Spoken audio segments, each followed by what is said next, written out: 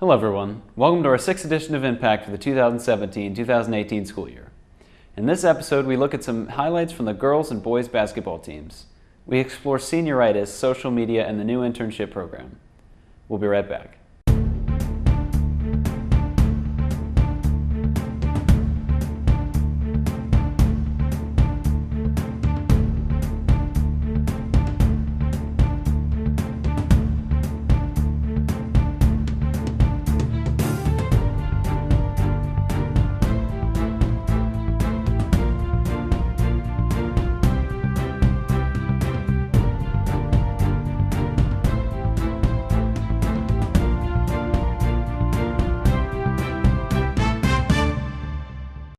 We'll start today by visiting the concession stand.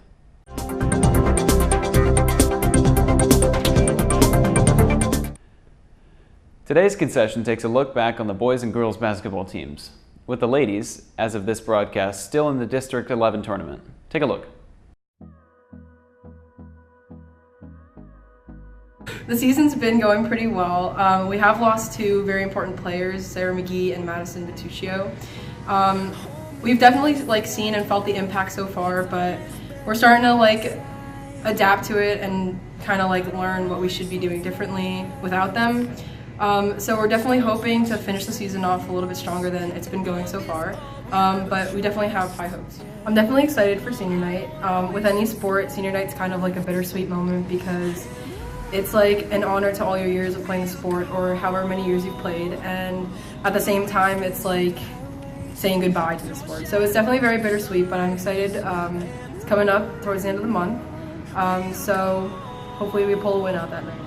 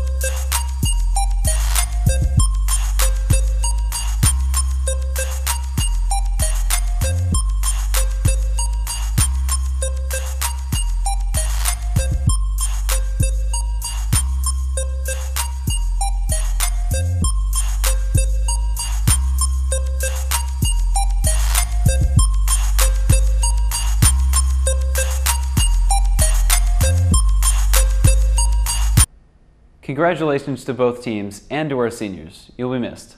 Now, this just in.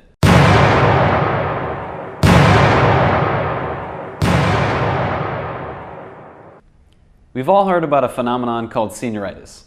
It's when seniors suddenly just stop working, stop paying attention, and seem to fall asleep much more frequently. This just in features a comical look at the issue of senioritis here at Salisbury, and I'm sure at all high schools. It tends to develop right around this time, mid-year. Senioritis. It happens every year. The condition infects a graduating class every year and tends to kick in right after winter break. Some have been accepted into college already. Others await their decisions. Almost all have given up. The phrases "I don't care" and "whatever" have become all too common. Seniors are either handing in their assignments late or not at all. The attitude is kicked in. Senioritis has infected the class of 2018. Do you think senioritis is real? Yes, it's very real. What do you think the cure is? There isn't a cure. You're gonna get it, and you can't get rid of it. Do you think senioritis is real? Yeah, I mean, I think it's just a name you call when you're kind of just over school and you want to just kind of end because you're almost done. You just kind of want to go to college and kind of just get lazy. What do you think the cure is? I think remembering that even though you're almost done, colleges still look at your grades. You have mid-year reports. Just knowing you're almost finished, you should kind of just bust it out just real quick. I mean, you're almost done, so you might as well just get over it. Do you think senioritis is real? Senioritis is a real danger to our society and our young people between the ages of 17 and 18. Do you think there's a cure for it? The only cure is to be present at the graduation ceremony that everyone attends. Do you think senioritis is real? It's definitely real, as I have it, and I do not think there's a cure. Hi, my name is Madison, and I have senioritis. I'm Angel, and I have senioritis. I'm Kelly, and I have senioritis. I'm Sam, and I have senioritis. I'm John, and I have senioritis.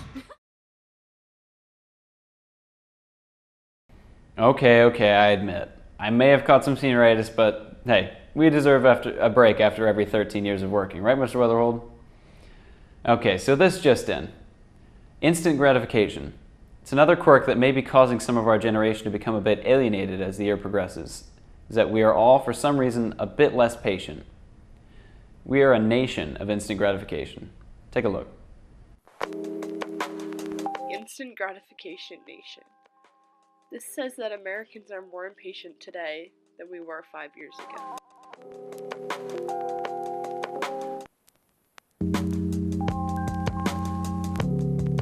I feel like I'm definitely a very impatient person, just because when something doesn't go my way or I want it to go a certain way and it doesn't, and as soon as it doesn't go my way, I just get angry and I get like emotional, and it's just something that I don't want to have to deal with. I'd say I'm pretty impatient. I don't like waiting for people.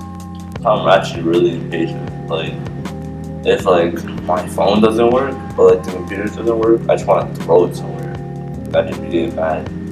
I'm a pretty impatient dude. I would say I'm more impatient. I'm an impatient person. I'm impatient.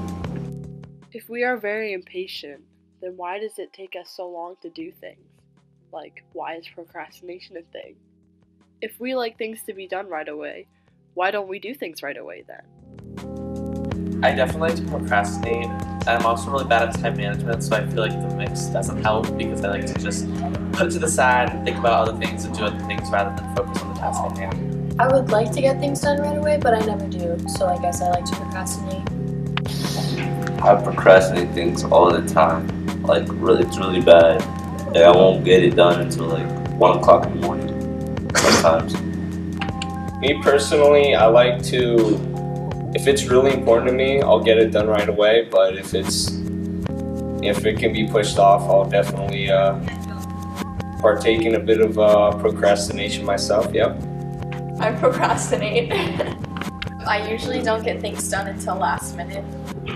I usually put things off and I'm procrastinating. I have so much work to do. Just start it now.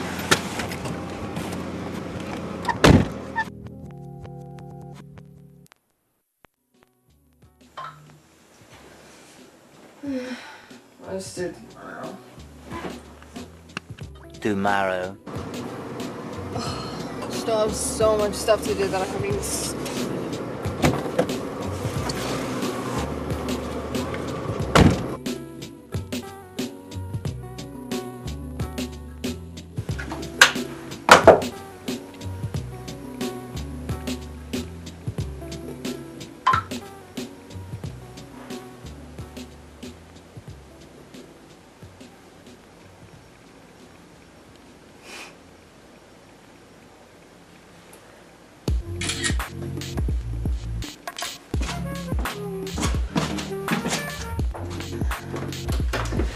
start that bigger.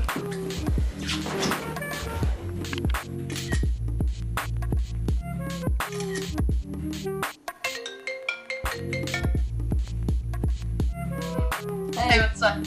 Not much. I'm freaking tired, man. Me too. I got in bed. Did you start the count homework? No. I'm just in bed right now. Yeah. I haven't started either. I think I'm probably just gonna do it the class before. Me too. I don't know. I'll figure it out. But right now I'm just gonna stay in bed for now. Alright, well I think I'm gonna take a nap. Same. Alright, I'll talk to you later. Alright, see ya. Bye. See ya. Bye-bye.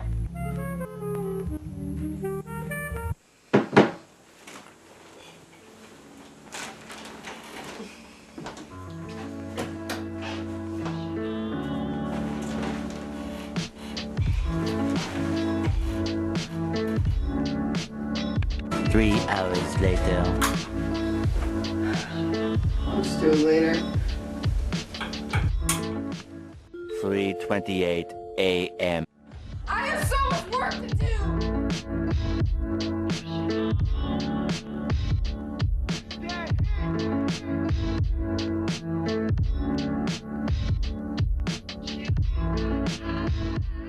Where's the instant gratification in that then?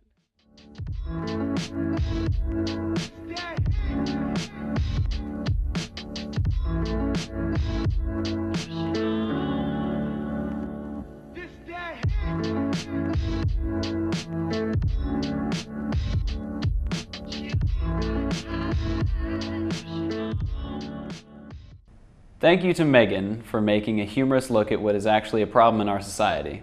Okay, I think we need to focus on some headlines.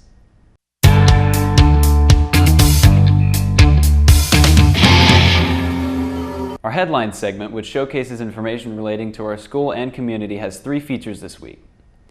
The first discusses our new internship program at Salisbury, which involves the media program, as well as our social media intern who works at the admin building. Mr. Passetti and Mrs. Morningstar give us an overview.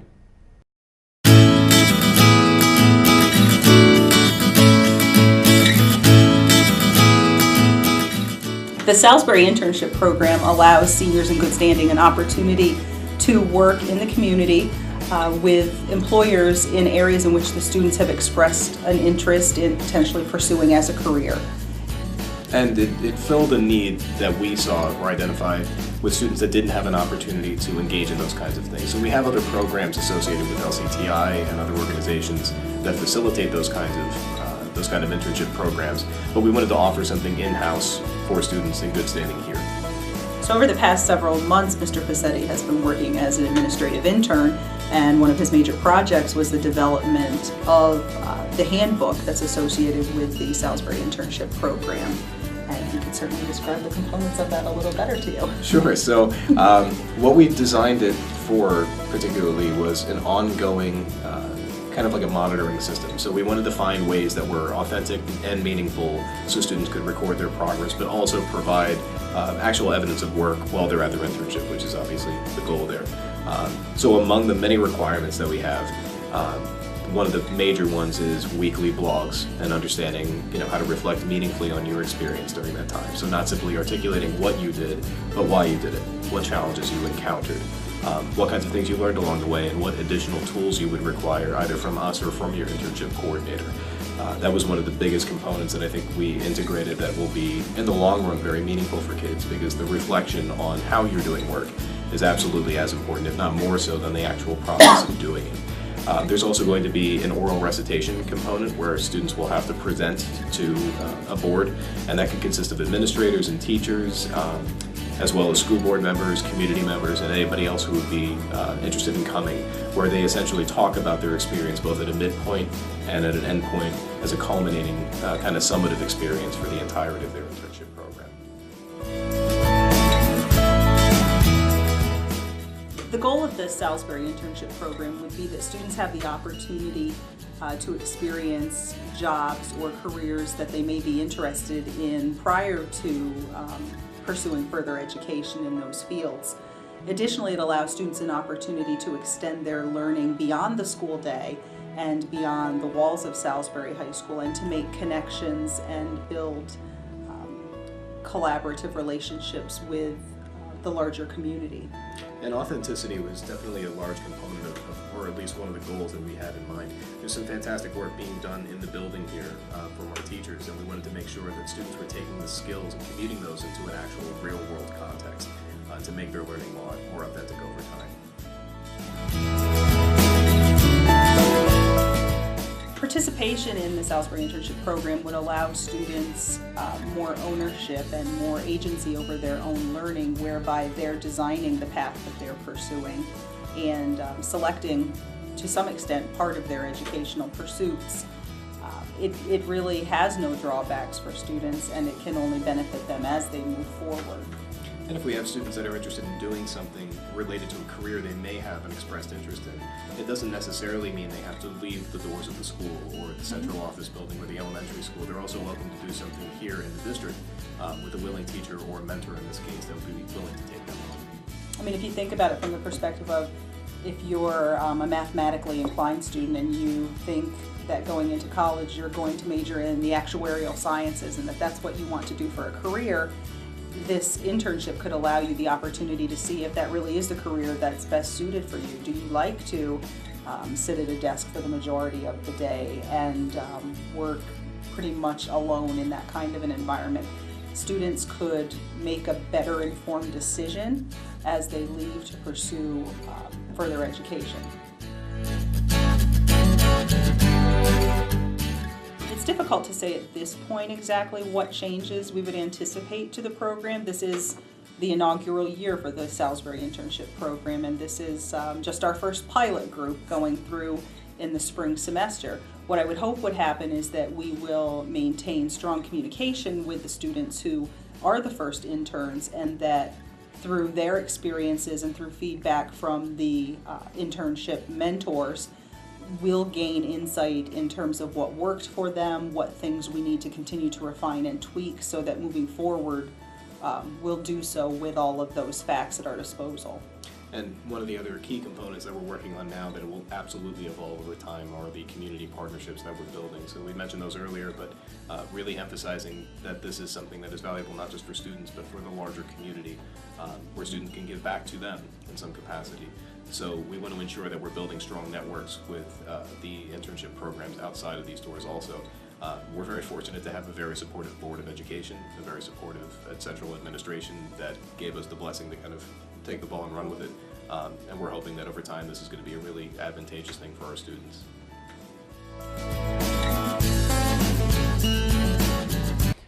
I was fortunate enough to receive one of 2 spots for the media internship, and I love what I do. It opens up the ability for me to focus on my passion, all while helping the community and professionals learn about the power of media and media technology.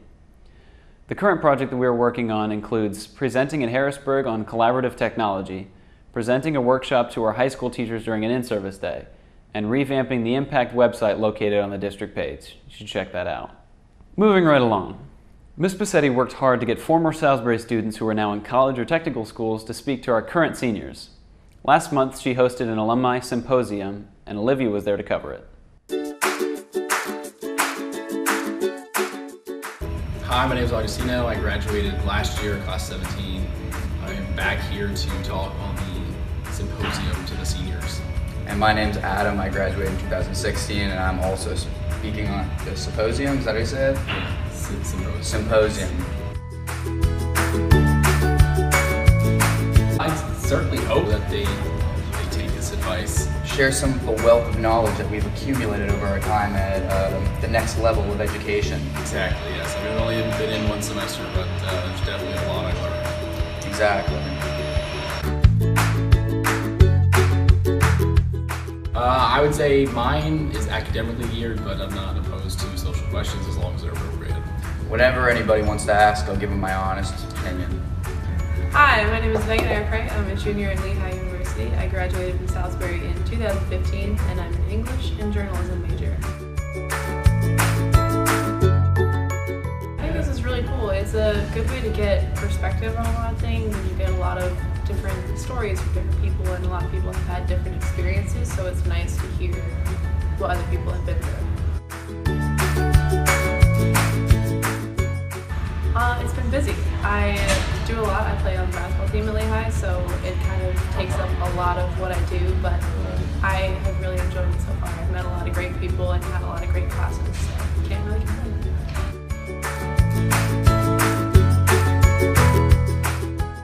It was tough for me to adjust both ways because, you know, you gotta meet a whole new group of people, but being on a team made that a lot easier for me because getting to school I had 14 people who were like automatically, you know, my group, so that was really nice. And academically I think it's a big difference just because, you know, expectations are higher and tests are different and papers are different, and but you learn quickly and your professors are always super helpful, so that made it really easy for me.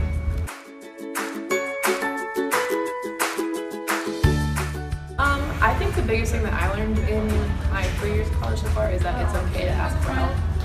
Like,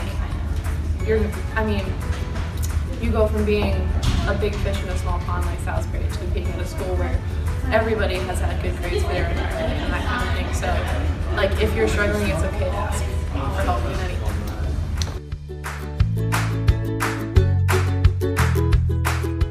Do the random roommate thing, I wouldn't risk it. Maybe if you know somebody who's going there too, you could do that.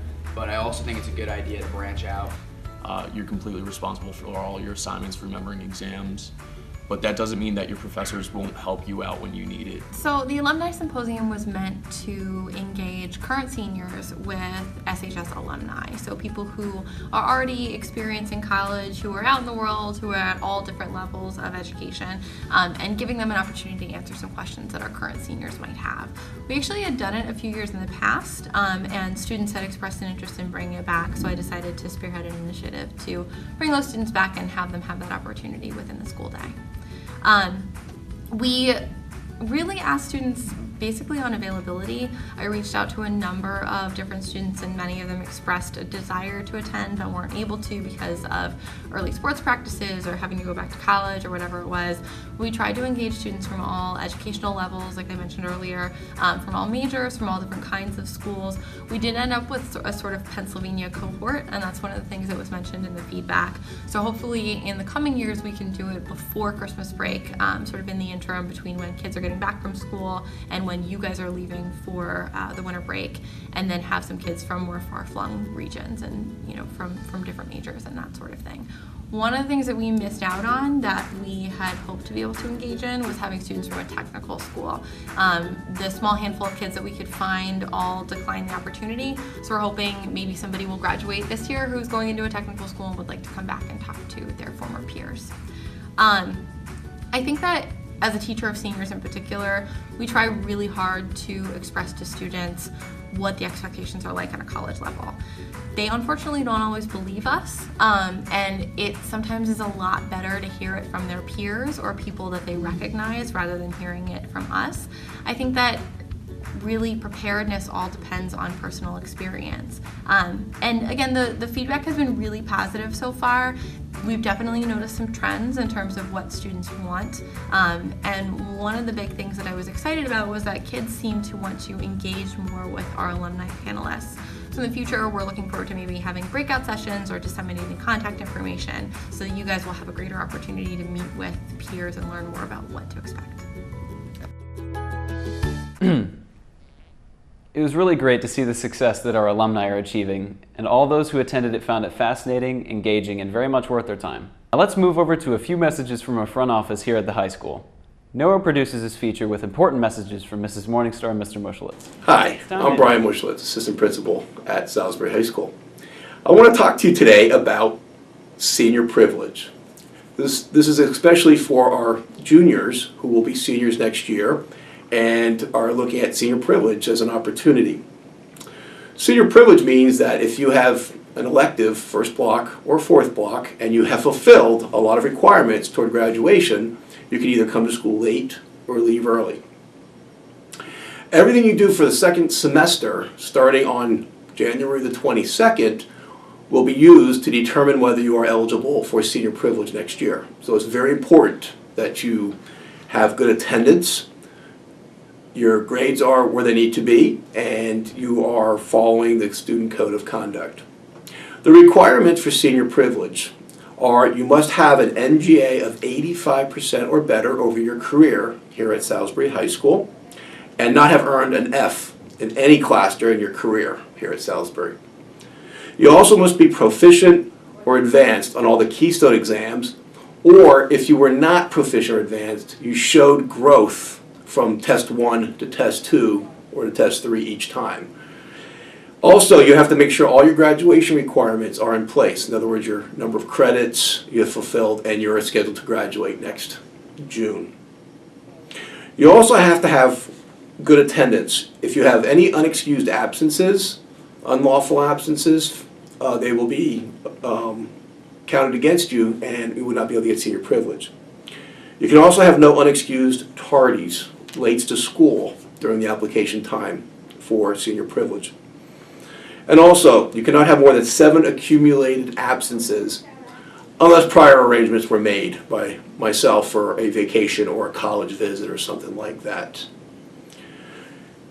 Finally, as far as behavior goes, you cannot have any level 2 or level 3 offenses according to the student handbook, and no more than 2 level 1s. Let me give an example. A level 1 could be a cell phone infraction. Okay, you have 1 of those for the year, okay, no big deal. If you have 2, as long as they're not in the same semester, you can still qualify. But if you have anything more than that, you would not qualify for senior privilege. So I know there's a lot of juniors out there that are doing good things, you're doing very well. So I encourage you that when I open up applications for senior privilege for next year, which will be in May, I encourage you to apply and earn this great opportunity.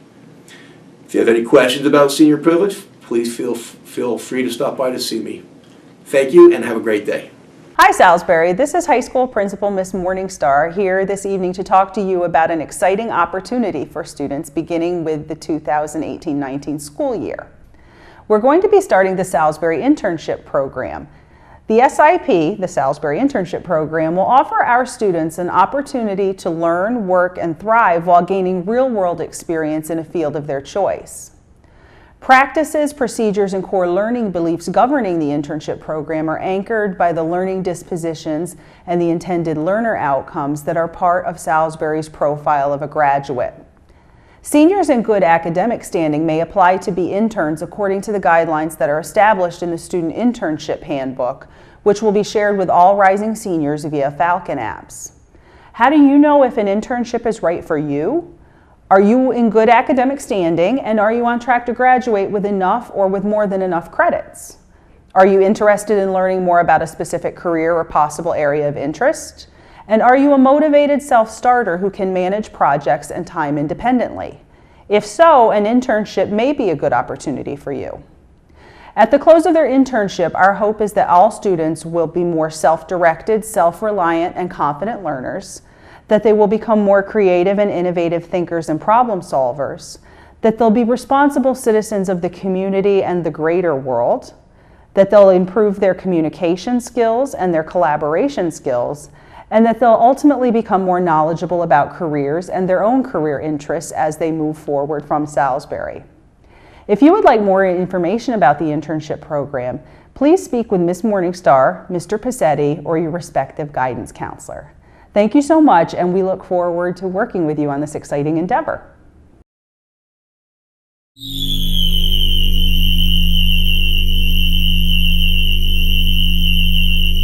In this episode's Innovate segment, James shows us the write-on and stroke effect using Adobe After Effects, a software program that the media students use to enhance their video production, usually on what are known as bumper videos. Here is the write-on effect.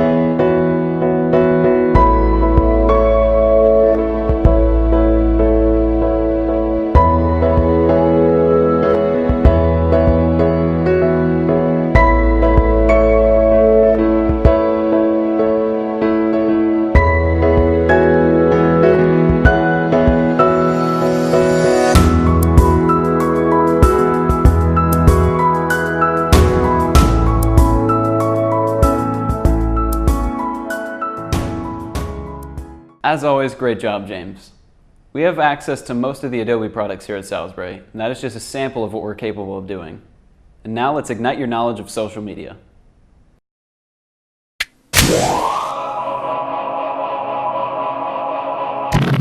This week's Ignite shows two features. The first on the terms and conditions of social media. We often never read exactly what we're getting ourselves into when it comes up to signing for social media. Jack takes us through a cautionary tale. Social media, something the majority of us have and use on a daily basis. Although social media may seem like the best thing in the world and be something you can use safely, you may be wrong. There's a lot of things hidden within social media contracts, especially in the terms and conditions, that most people just don't know. For one, Twitter owns all of your tweets and can use them for whatever they want. Whether they want to take the context of your tweets and use them for themselves, or for their own analytics of users. Something similar is that Facebook owns all of your photos and videos and can use them for themselves too. When you agree to the Facebook terms and conditions, you agree to a royalty-free license that gives them the right to use and sell your photos. So if you're really proud of a photo and plan on using it for something important, you probably shouldn't post it on Facebook. Another thing that freaks most people out is that Snapchat, one of the most used social media platforms for students, takes your location whenever you are active on the app and places it on a map. When they first introduced the feature titled the Snap Map a few months ago, it automatically turned on without your consent, which was given away in the terms and conditions. Anyone you're friends with could view your location, as you could view others. Although you could turn it off with just a few clicks, it's still creepy to think it constantly tracks every single movement you make. Another thing about Snapchat that people find creepy on the more theoretical side is that Snapchat uses face filters to send your profile to the government. Now, I'm not here to make a conspiracy video, but it does make a lot of sense that it uses 3D technology and AR to monitor your face and track its movements and expressions. Snapchat also has the ability to own any photos you send using the app and could potentially sell it to a higher corporation, which would make sense with the facial monitoring theory. Social media can be scary, and knowing everything you post stays forever, leaving a digital footprint on the internet could make it even scarier. Also, one thing you should remember is that you should always be aware of what you're agreeing to when you're signing up for social media. Remember, always take the time to read the fine print before agreeing to any of the default settings online. It's worth it. In our other Ignite segment, we have been hearing a lot about bots and Twitter of late. We take a look inside this phenomenon and found some interesting things occurring. Things that have been occurring for quite some time, not just this year. Robots are not the future. Robots are our future. Partially automated cars can stop themselves before a damaging collision if the driver lets their guard down. Highly advanced algorithms can detect credit card fraud if a buyer lets their guard down. Traffic lights have precisely timed cameras that will catch you running a red light when you let your guard down behind the wheel. When you're online, though, letting your guard down can mean getting viciously attacked by automated accounts programmed to trick you into action that will further influence others. And through these terrible spheres of influence, a select few people will have direct control over the actions of others. Twitter bots will end the world. A Twitter bot is a fake account that does a specific action, such as like, reply, or retweet a certain message at a certain time. Harmless if used for good? Yes. Several accounts are for social experiments, or for fun ways to give people cool information, or for a quick check of spelling and grammar in tweets. But as you may have guessed, not all accounts are used for fun and games. Millions of fake Twitter accounts have been linked to presidential campaigns, even ISIS propaganda. But sometimes they're even regular people just trying to impress their friends. The lies being spread by these Twitter bots have caused many to panic. But in truth, this is just a different manifestation of an older lie. People have been trying to sway public opinion since before those two words existed. Darius the First, or Darius the Great, or this guy, also used an engraving on the wall of a temple now called the Behistun inscription. This has been widely accepted as the first piece of propaganda ever seen in history. Later in history, it was said that several politicians bribed voters by offering them an ale for their vote. In short, this is no new problem that magically coincided with the Second Great Schism of America, more commonly known as the 2016 presidential election. Influencing minds by tricks of the brain have been going on since dictators of nations laughed at elections. So instead of panicking over an attack that can be stopped as easily as, realize that even our forefathers were attacked by their own form of Twitter bots. Yet here you are, in the country they built. Realize that the world will still turn.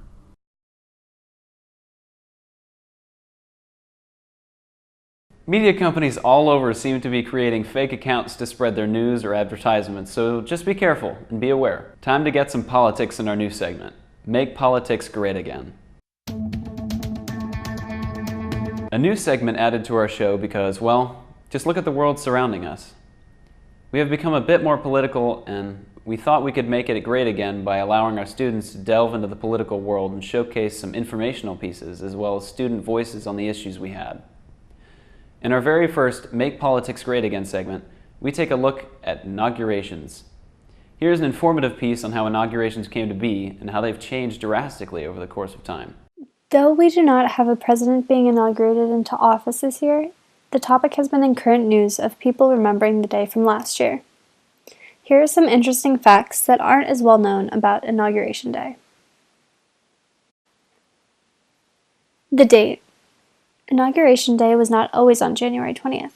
The first inaugural ceremony for George Washington was on April 30th, and the following ceremonies took place March 4th, unless it fell on a Sunday. This large time between election and Inauguration Day was necessary because all the information had to be transported through horse, which took a long time back then. But as technology advanced, there wasn't much need for such a long break. So in 1933, the 20th Amendment was ratified, moving the inauguration day to January 20th. Tradition. Most of the ceremony isn't actually required, it's just tradition. The only requirement through the Constitution is that the President should take the oath of office and use the exact wording from the Constitution. One such tradition commonly used is the usage of the Bible.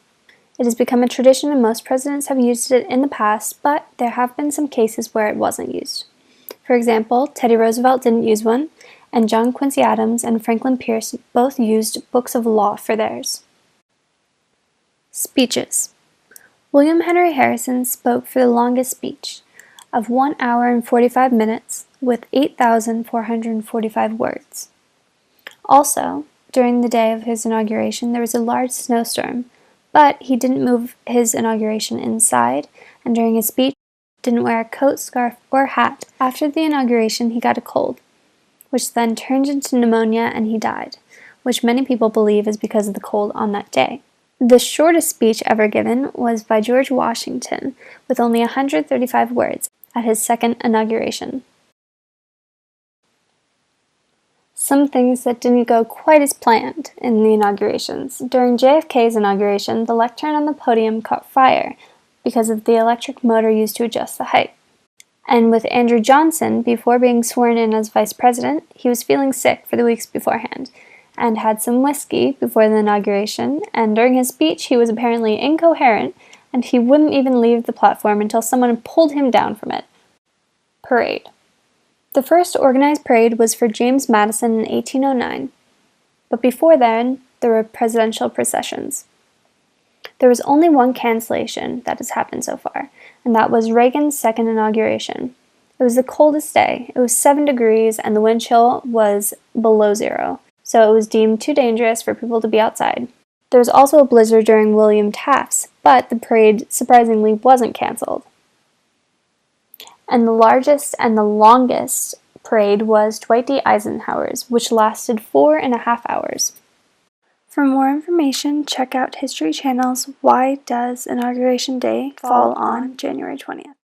Well, that's the end of this episode of Impact. See you in a few weeks for our 7th show. Have a good one, Salisbury.